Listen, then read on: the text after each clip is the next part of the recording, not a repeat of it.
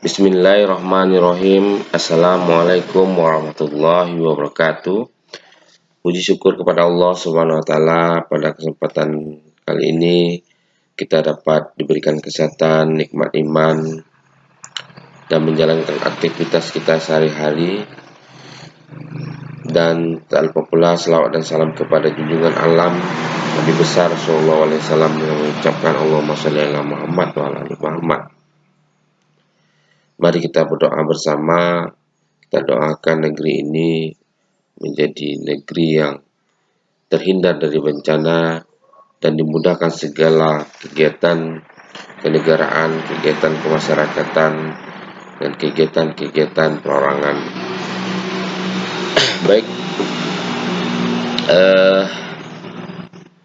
kepada mahasiswa yang saya cintai, saat ini materi ke-10 ya, terkait mengenai instrumen-instrumen kegiatan bursa efek ya. Adapun pembahasan terkait mengenai materi instrumen-instrumen bursa efek, di sini saya akan mempelajari tentang pengertian, karakteristik dan tujuan. Selanjutnya adalah sumber dan jenis pembiayaan. Selanjutnya adalah mekanisme pembiayaan. Selanjutnya adalah analisis penilaian pembiayaan ya. Kalau kita lihat dari latar belakang yang saya sampaikan saat ini, bahwa investasi itu merupakan suatu sistem pendanaan atas konsumsi dapat saat sekarang yang bertujuan untuk mendapatkan konsumsi atau nilai yang lebih besar di kemudian hari ya. Jadi investasi berupa penempatan sejumlah dana pada saat ini dengan harapan untuk memperoleh keuntungan di masa yang akan datang. Di dalam hal investasi yang dilakukan oleh seorang investor, dia tidak bisa mengetahui pasti akan hasil yang nantinya diterima di kemudian hari atas investasi tersebut. Nah, keadaan inilah dapat dikatakan bahwanya investor melakukan hal yang berisiko dan tidak bisa terhindari jika terjadi dalam melakukan sebuah investasi ya. Jadi dalam melakukan investasi bukan hanya mengharapkan tingkat keuntungan yang akan diterima, namun juga akan berhubungan dengan tingkat risiko yang mungkin ditanggung apabila sang investor mengharapkan keuntungan yang tinggi. Maka investor harus menerima risiko yang tinggi pula di kemudian hari ya. Capital market atau yang biasa disebut dengan pasar modal, pada hakikatnya pasar modal ini adalah tempat di mana dipertemukannya atau berlangsungnya transaksi para pihak ya, yang membutuhkan dana jangka panjang dengan pihak yang membutuhkan sarana investasi pada produk keuangan seperti saham ya, obligasi, reksadana, dan lain-lainnya. Dalam hal ini salah satu mekanisme pasar modal terdapat pada bursa efek itu sendiri ya. Kita lihat dalam pengertian bursa efek ya. Jadi menurut Undang-Undang Nomor 8 Tahun 1995, bursa efek itu adalah pihak yang menyelenggarakan dan menyediakan sistem dan sarana untuk mempertemukan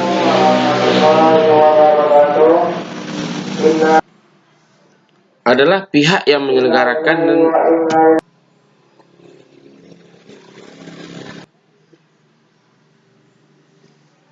saya ulangi bahwa menurut Undang-Undang Nomor 8 Tahun 1995, bursa efek itu adalah pihak yang menyelenggarakan dan menyediakan sistem dan sarana untuk mempertemukan penawar, penjual, pembeli efek pihak lain dengan tujuan memperdagangkan penawarkan jual pihak lain dengan tujuan memperdagangkan efek di antara mereka. Sehingga dapat disimpulkan bahwa bursa efek itu adalah sebagai pihak yang menyelenggarakan kegiatan dan sarana untuk mempertemukan penawaran jual beli efek antara investor atau pembeli, emiten atau penjual ya. Efek yang dilakukan baik secara langsung maupun melalui wakil-wakilnya dengan memperdagangkan efek di antara mereka ya.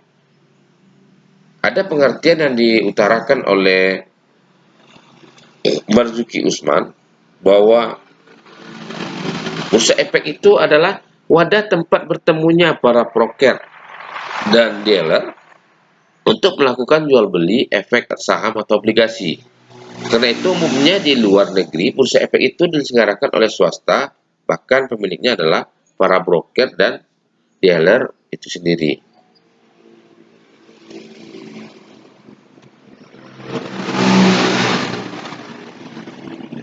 Kita lihat berikut struktur organisasi yang terdapat dalam bursa efek.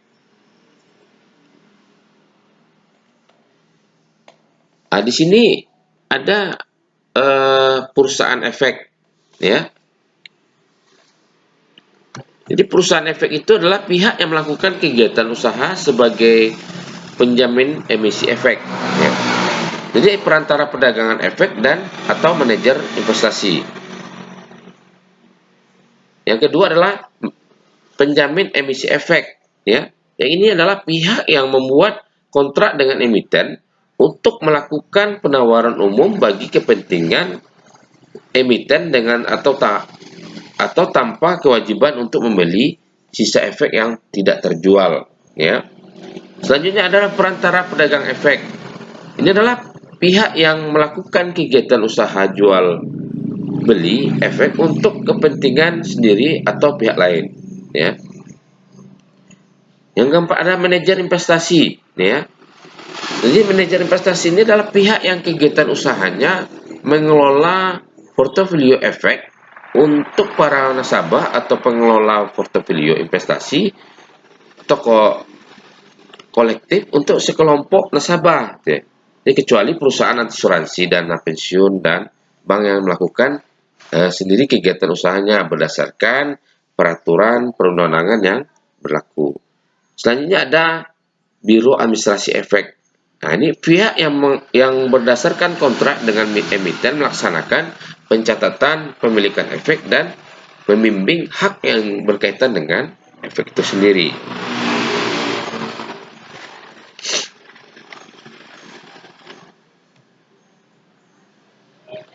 Selanjutnya ada constitution, ya, masih ada struktur organisasi terdapat di bursa efek.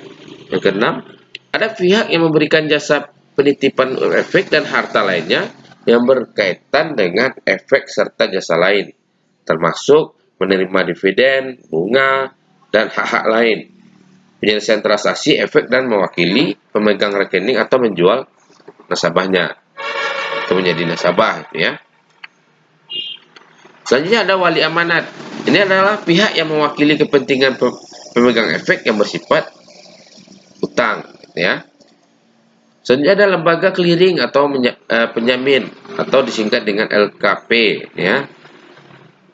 Ini adalah lembaga yang menyelenggarakan jasa clearing dan penjaminan penyelesaian transaksi bursa, ya. Jadi lembaga ini didirikan dengan tujuan agar transaksi bursa dapat terlaksana secara teratur, wajar, dan efisien. Jadi saat ini lembaga ini diselenggarakan oleh PT Clearing dan Penjamin Efek Indonesia, disingkat dengan KPEL. Selanjutnya ada lembaga penyimpan dan penyelesaian atau disingkat dengan LPP, ya.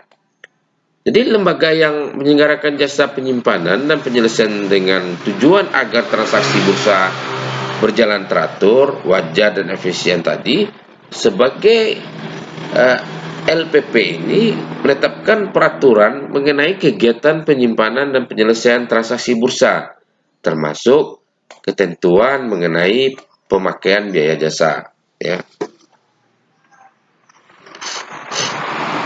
Selanjutnya ada dalam bursa efek sekuritas yang diperjualbelikan, di dalamnya terdapat 5 jenis, ya. Yang pertama itu saham, ya. Saham ini adalah bukti pemilikan suatu perseroan, suatu perusahaan yang merupakan klaim atas penghasilan dan kekayaan perseroan. Jadi pembelian saham minimal dengan pembelian 1 slot saham atau 100 lembar saham. Penerbitan saham merupakan salah satu pemilihan perusahaan ketika memutuskan untuk pendanaan perusahaan.